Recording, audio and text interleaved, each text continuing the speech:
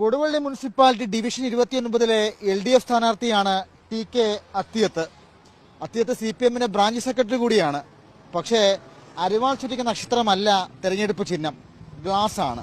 അതിന്റെ കാരണം അത്തിയത്ത് തന്നെ പറയും. ബ്രാഞ്ച് സെക്രട്ടറി അടക്കം എന്തുകൊണ്ടാണ് അരിവാൾ ചുറ്റിക നക്ഷത്രത്തിൽ മത്സരിക്കാത്തത്? നിങ്ങൾക്കെല്ലാം ഗ്ലാസ് എങ്ങനെ ചിഹ്നമായെന്നാണ് ചോദിക്കുന്നത്.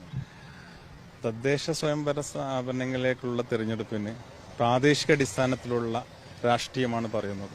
പ്രത്യേകിച്ചും കൊടുവള്ളിയെ സംബന്ധിച്ചിടത്തോളം അത്തരത്തിലൊരു രാഷ്ട്രീയം ഇവിടെ ആ വിഷയം തന്നെയാണ് ഇവിടെ പ്രതിപാദിക്കുന്നത്.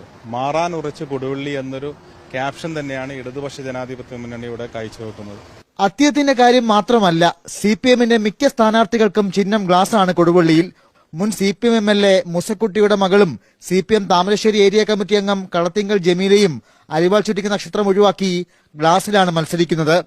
ചിഹ്നമില്ല, പതാകയില്ല, പാർട്ടിയില്ല, സ്വതന്ത്രരായിട്ടാണ് മത്സരിക്കുന്നതെന്നാണ് ഇവർ വ്യാപകമായി പ്രചരിപ്പിക്കുന്നത്. സ്വതന്ത്രരായിട്ടല്ല മത്സരിക്കുന്നത്, ഇവരുടെ പാർട്ടി തന്നെ മാറി.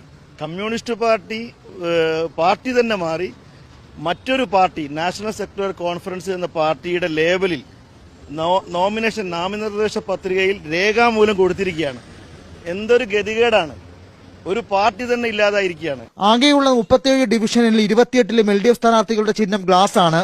മുസ്ലിം ലീഗ് വിട്ട് ഇടതുപക്ഷത്തെത്തിയ PTA റഹീം രൂപീകരിച്ച നാഷണൽ സെക്യുലർ കോൺഫറൻസിന്റെ ചിഹ്നമാണ് ഗ്ലാസ്. ഇതാണിപ്പോൾ കൊടുവള്ളിയിൽ LDFന്റെ മുഴുവൻ ചിഹ്നമായിരിക്കുന്നത്.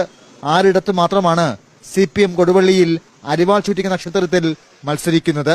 തദ്ദേശ തിരഞ്ഞെടുപ്പല്ലേ, പ്രാദേശിക വിഷയങ്ങൾ ചർച്ച ചെയ്യുന്നിടത്ത് ചിഹ്നത്തിന് വലിയ പ്രസക്തിയൊന്നുമില്ലല്ലോ എന്നതാണ് CPM സ്ഥാനാർത്ഥികളടക്കം ചോദിക്കുന്നത്. അങ്ങനെ മതിയോ? അങ്ങനെ ചെയ്യുന്നത് ശരിയാണോ? ഇതിന് കൃത്യമായ ഉത്തരം പറയേണ്ടത് CPMന്റെ സംസ്ഥാന നേതൃത്വമാണ്. കൊടുവള്ളിയിൽ നിന്നും അനന്തു രാമേന്ദ്രൻ,